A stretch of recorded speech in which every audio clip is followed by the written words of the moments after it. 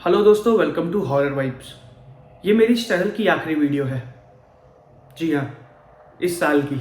मजाक कर रहा हूँ। ज़ीरो से लेके अभी तक आप लोगों ने मुझे बहुत सपोर्ट किया है और मैं कोशिश करूँगा कि मैं आगे भी आप लोगों के लिए अच्छी अच्छी वीडियोज़ और घटनाएं ला सकूँ।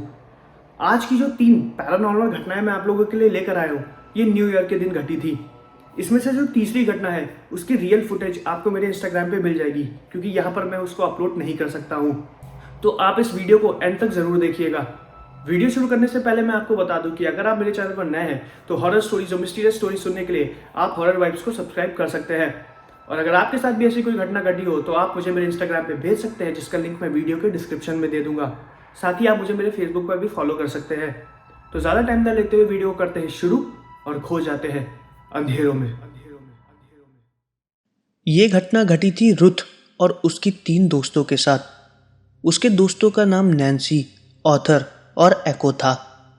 अब आगे की घटना मैं आपको रुथ के पॉइंट ऑफ व्यू से बताऊंगा। हम न्यू ईयर पार्टी की प्लानिंग कर रहे थे। हम सब कॉलेज स्टूडेंट थे और ये हमारा साथ में एक आखिरी न्यू ईयर होने वाला था। उसके बाद हम सब अलग अलग अपनी आगे की पढ़ाई के लिए जाने वाले थे। मेरे फ्रेंड एको ने बोला कि इस बार हम न्यू ईयर में ढेर सारी दारू पिएंगे और खूब डांस करेंगे, जो कि हम सबको करना भी था। लेकिन एक चीज़ की प्रॉब्लम थी, हमारे पास इतने पैसे नहीं थे कि हम न्यू ईयर पार्टी में जा पाएँ, क्योंकि एंट्री फीस के पैसे हमारे पास नहीं थे। हम सबके पास जो भी पॉकेट मनी थी उससे हम लोगों ने कुछ बियर के कैंस खरीद लिए और गाना सुनने के लिए नैन्सी का म्यूज़िक सिस्टम ले लिया।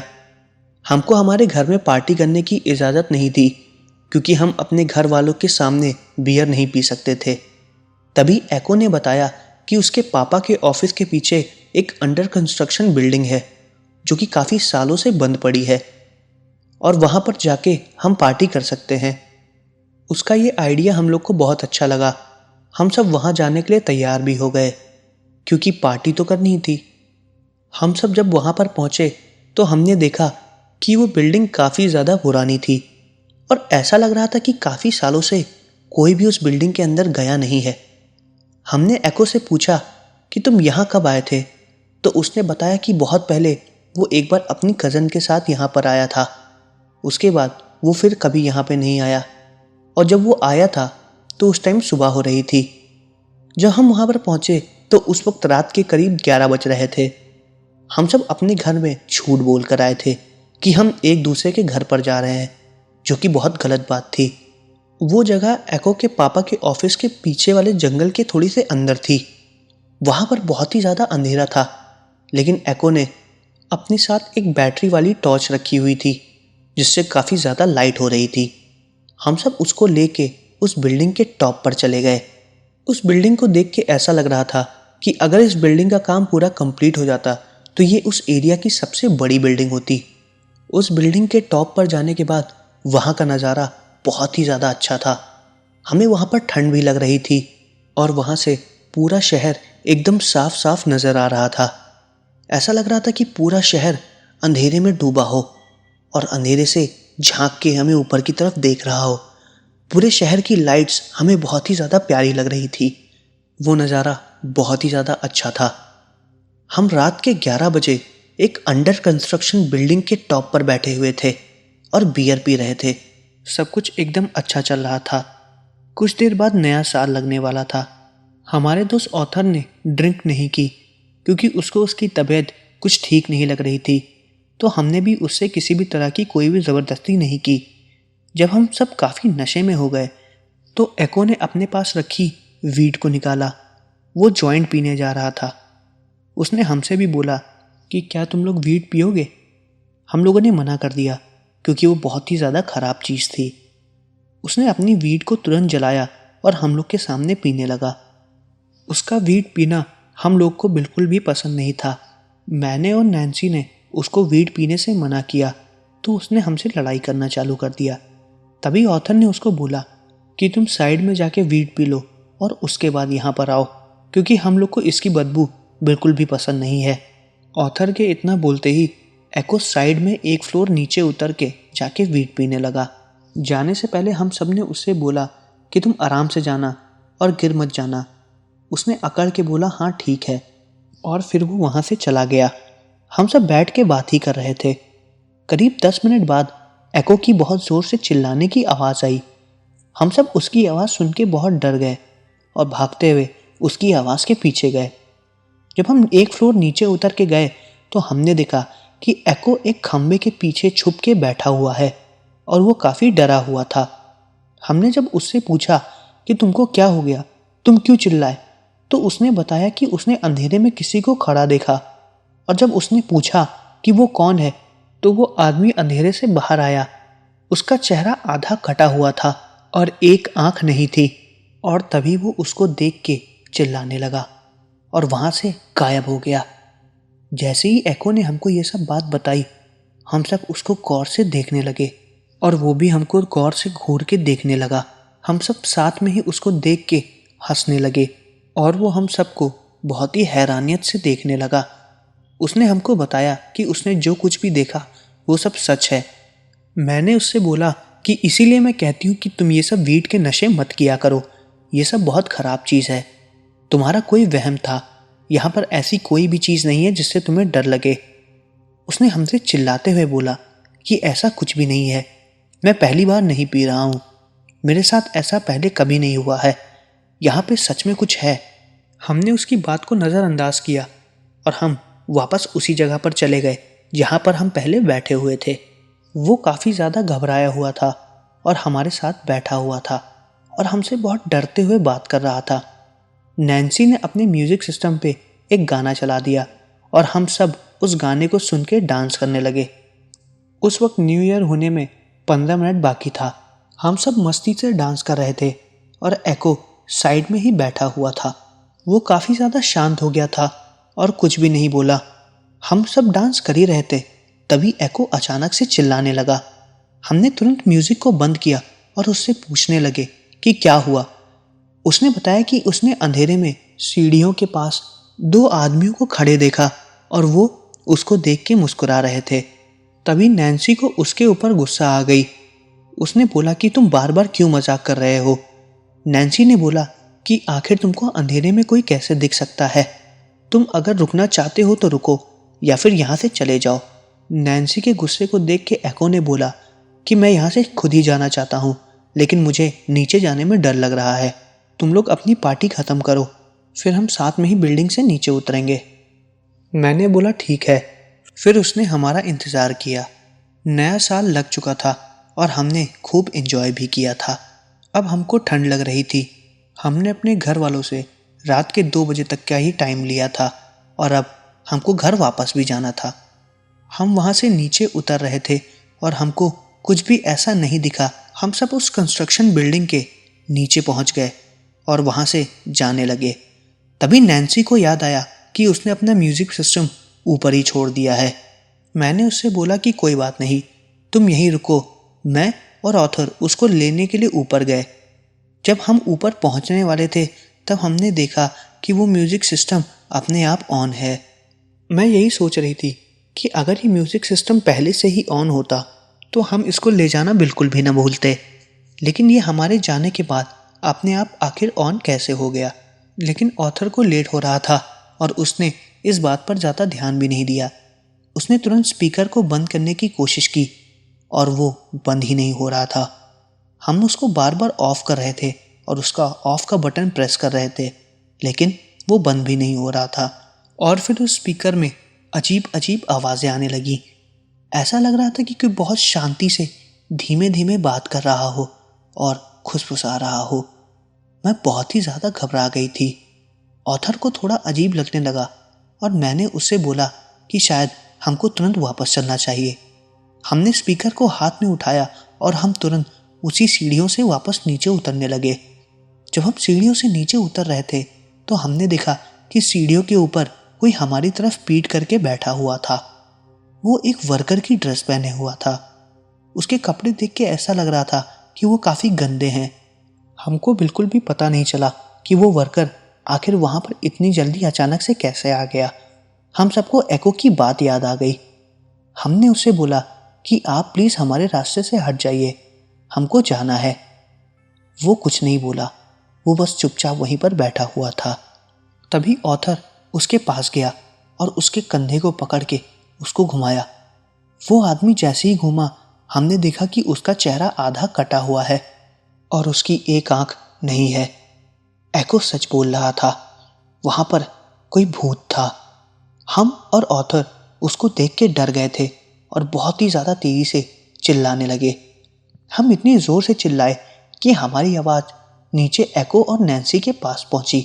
नैन्सी हमारी आवाज़ सुन के तुरंत ऊपर की तरफ आने लगी। उसको लगा कि शायद हम किसी मुसीबत में हैं। एको इतना डरा हुआ था कि वो नैन्सी के साथ आया ही नहीं। नैन्सी अकेले हमारे पास आई और एको बिल्डिंग के नीचे ही खड़ा था। जब वो ऊपर आई तब तक हम काफ़ी डरे हुए थे। वो सीढ़ियों के पास जैसे ही आई, हम उसको देख के भी बहुत ज़्यादा डर गए थे। अंधेरे में हम नैन्सी को देख भी नहीं पा रहे थे और वो हमारी तरफ आ रही थी। हम और ज़्यादा उसको देख के चिल्ला रहे थे और तभी उसने अपने मोबाइल की टॉर्च ऑन की और उसने बोला कि मैं हूँ। नैन्सी ने हमसे पूछा कि तुम लोगों को क्या हो गया। तब हमने नैन्सी को उस आदमी के बारे में बताया जिसको हमने देखा था। हमने नैन्सी को ये भी बताया कि एको सही बोल रहा था। उसने हमारी बात पर बिल्कुल भी विश्वास नहीं किया। उसने बोला कि तुम दोनों भी एको जैसे मुझको बेवकूफ़ बना रहे हो, हमें अब घर वापस चलना चाहिए। हम उसके साथ बिल्डिंग से नीचे उतरे और एको बिल्डिंग के नीचे ही खड़ा था। हमारे नए साल की शुरुआत डर से हुई थी। उसके बाद हम सब अपने अपने घर चले गए। हम सब ने नैन्सी को ये चीज़ बताने की बहुत कोशिश की कि उस दिन हमने जो कुछ भी देखा था वो सच था, लेकिन नैन्सी ने हमारी बात पर विश्वास बिल्कुल भी नहीं किया। एको ने अपने पापा से उस बिल्डिंग के बारे में भी पूछा। तब उसके पापा ने बताया कि वो बिल्डिंग बहुत पुरानी है और उसका कंस्ट्रक्शन किसी वजह से रुक गया था। एको के पापा ने एको को बताया कि वहाँ पर काम करने वाले वर्कर्स की अपने आप डेथ हो गई थी और उस बिल्डिंग में काम कर रहे लोगों के साथ अजीब अजीब हादसे होने लगे।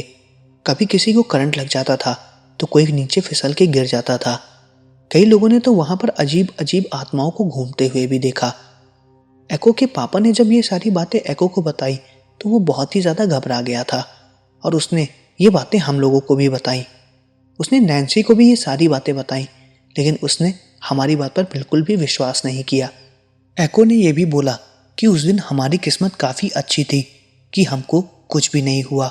हमने शायद जिस आदमी को वहाँ पर देखा था वो शायद उसी बिल्डिंग का कोई वर्कर होगा जिसकी अचानक से मौत हो गई थी और उसकी आत्मा उसी बिल्डिंग में भटक रही हो।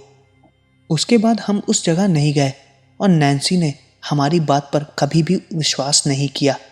उसको यही लगता था कि हम सब उससे मजाक कर रहे हैं, लेकिन वो मजाक बिल्कुल भी नहीं था। तो ये थी पहली घटना। अब मैं आपको दूसरी घटना बताने वाला हूँ। मेरा नाम सारा है और मैं अपने हस्बैंड के साथ न्यू ईयर से पहले एक नए घर में शिफ्ट हो गई। मेरे 2 बच्चों का नाम विली और जेफ था। ये घटना थोड़ी अजीब है। हमने जो नया घर लिया था वो एक बैंक की नीलामी में हमको मिला था और वो काफ़ी ज़्यादा सस्ते में मिला था। हम कैलिफोर्निया में रहते थे और जहाँ हमको नया घर मिला था वो हमारे पुराने घर से कुछ ही दूरी पर था।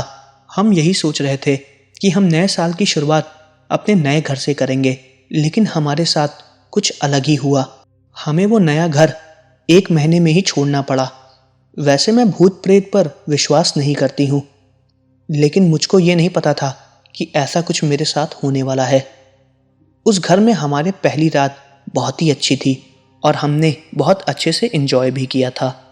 पहला और दूसरा दिन हमें हमारी शिफ्टिंग में ही लग गया और फिर हम काफ़ी थक गए थे। अगली रात जब हम सो रहे थे तो उस वक्त रात के 10 बज रहे थे।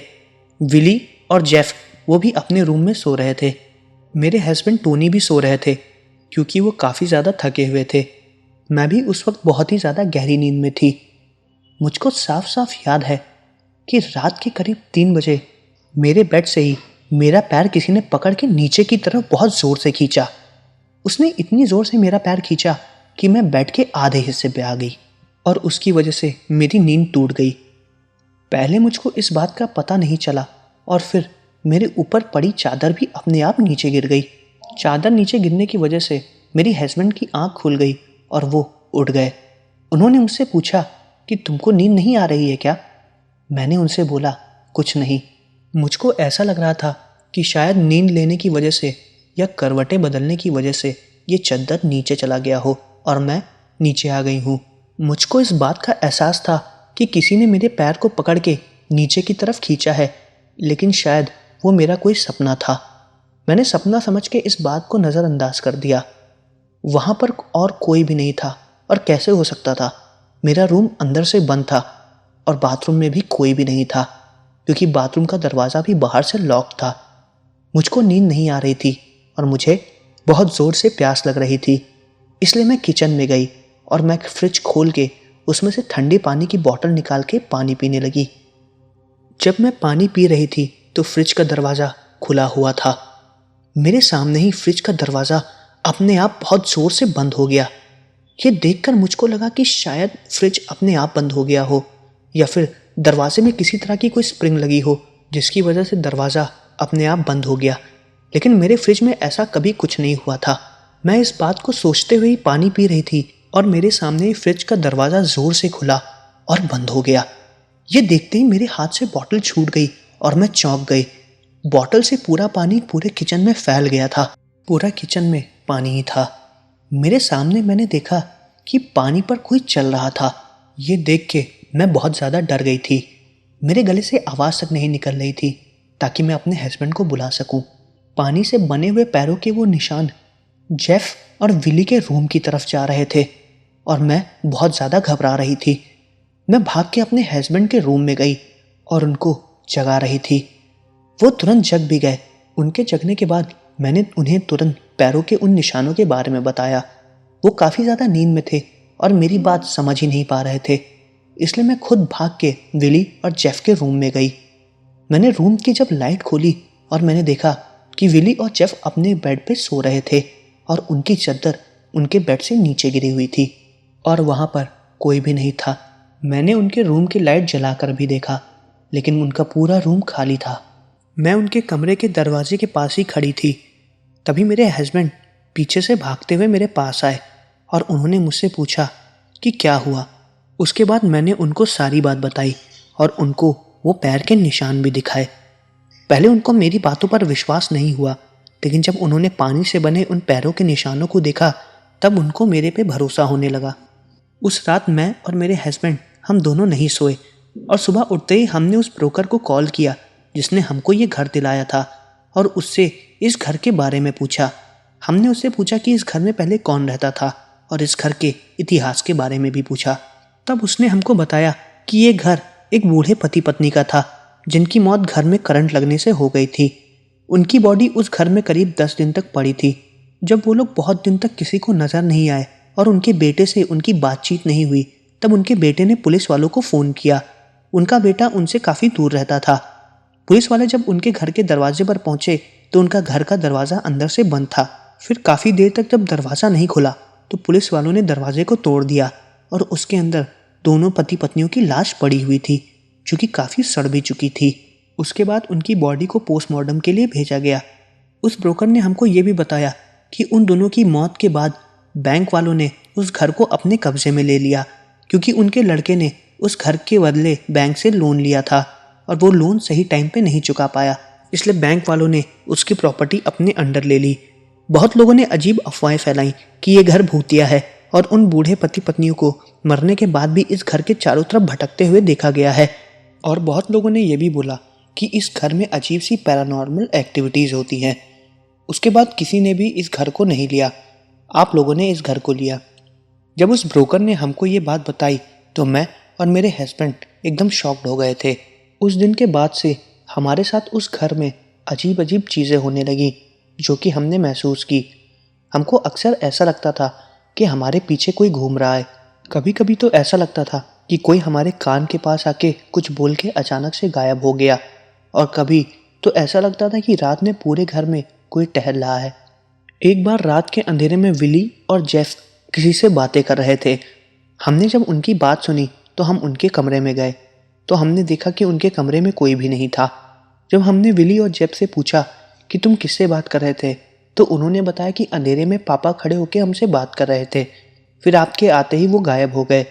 ताज्जुब की बात तो ये थी कि उस दिन मेरे हस्बैंड घर पे भी नहीं थे। हम सब उस घर में पागल हो रहे थे और हमको कुछ भी समझ में नहीं आ रहा था। इसलिए मैंने अपने हस्बैंड से बात की और उनसे बोला कि हमें जल्द से जल्द इस घर को चेंज करना होगा। और करीब 1 महीने बाद हम लोगों ने उस घर को छोड़ दिया और हम दूसरे घर में शिफ्ट हो गए।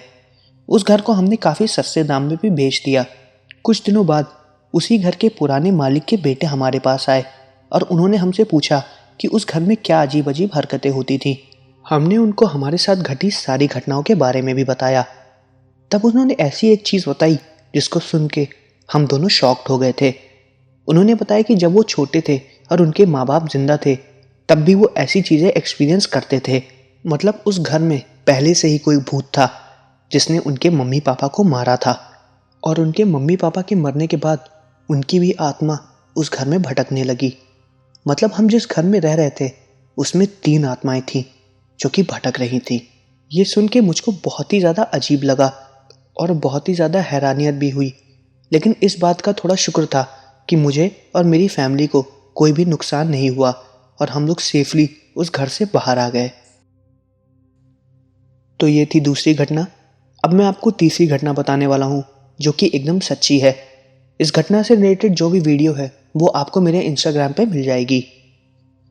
ये घटना जिस आदमी के साथ घटी थी उसका नाम मुझको नहीं पता क्योंकि उसने अपना नाम नहीं बताया। ये घटना उसके घर में 20 दिसंबर से होना चालू हुई थी। हालांकि उसके घर में कई सालों से उसको ऐसी चीज़ें एक्सपीरियंस हो रही थी, लेकिन 20 दिसंबर से काफ़ी ज़्यादा खतरनाक तरीके से होने लगी। ये घटना घटी थी 2006 में और वो आदमी बहुत ही ज़्यादा परेशान था। जैसा कि मैंने बताया कि इसका नाम मुझको नहीं पता, इसलिए परिचय के लिए मैं इसका नाम आपको एंड्रयू बताऊंगा।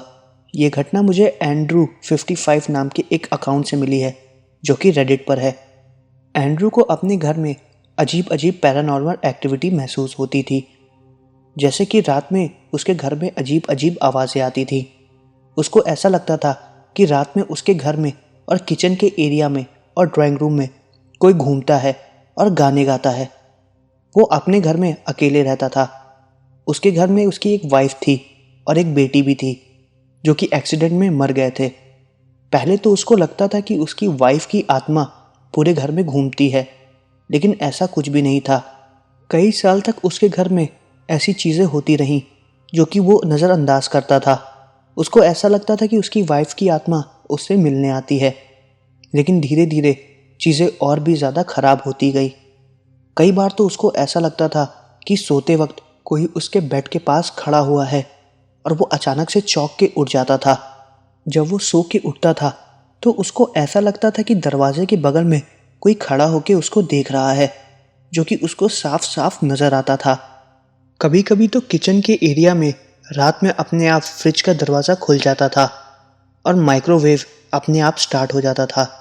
कई बार तो एंड्रू के घर में किचन का गैस भी उसको खुला मिला है, जो कि उसने रात में बंद किया होता है। उसको बहुत ही ज़्यादा डर लगने लगा था। इन सब चीज़ों से परेशान होके उसने अपने पूरे घर में सीसीटीवी कैमरे को इंस्टॉल करवा दिया। वो इतना डरा हुआ था कि उसने अपने खुद के रूम में भी कैमरे को इंस्टॉल करवा दिया और सारे कैमरे नाइट विजन वाले थे। उसके हर कैमरे में माइक्स इंस्टॉल थे जिससे उसको सारी आवाज़ साफ साफ सुनाई देती थी। एक बार रात के करीब 2 बजे उसको अपने किचन में कुछ अजीब आवाज़ें सुनाई दी। वो आवाज़ एक कुर्सी की थी जो अपने आप धीरे से खिसकते हुए डाइनिंग एरिया से किचन के रास्ते होते हुए उसके रूम के सामने आके खड़ी हो गई। हालांकि उसका रूम का दरवाज़ा अंदर से बंद था। वो अपने बेड के अंदर चुपचाप बैठे हुए उस आवाज़ को सुन रहा था। वो कुर्सी उसके दरवाजे के पास आके बार बार उसके रूम के दरवाजे पर लड़ रही थी और फिर कुछ देर बाद वो कुर्सी अपने आप वहाँ से खिसकते हुए किचन में चली गई और ये सारी चीज़ें उसके सीसीटीवी कैमरा पे रिकॉर्ड भी हुई। ऐसा साफ साफ लग रहा था कि कोई उस चीज़ को खींच रहा है। उस कैमरे में उस अजीब से काली परछाई की हल्की सी झलक भी रिकॉर्ड हुई थी जो आपको मेरे इंस्टाग्राम पे मिल जाएगी।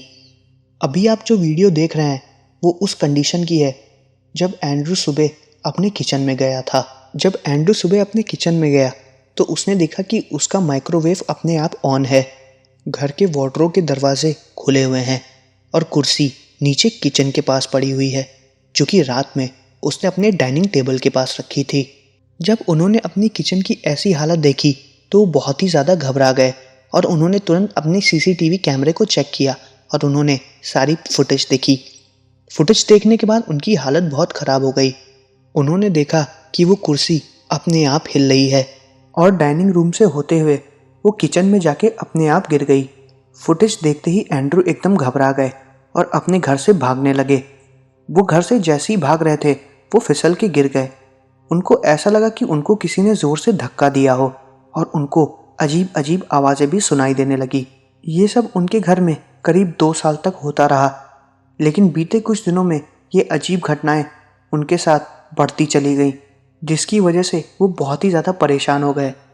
अब इस वीडियो से रिलेटेड जितने भी फुटेजेस हैं आप मेरे इंस्टाग्राम पे जाके उसको देख सकते हैं, और बाकी कुछ फुटेजेस जो मैं अपलोड नहीं कर सकता हूँ वो आप मुझसे मैसेज करके भी ले सकते हैं, जैसे एंड्रू ने अपनी ये बात कार में रोते हुए भी बताई थी। तो ये थी 3 घटनाएं।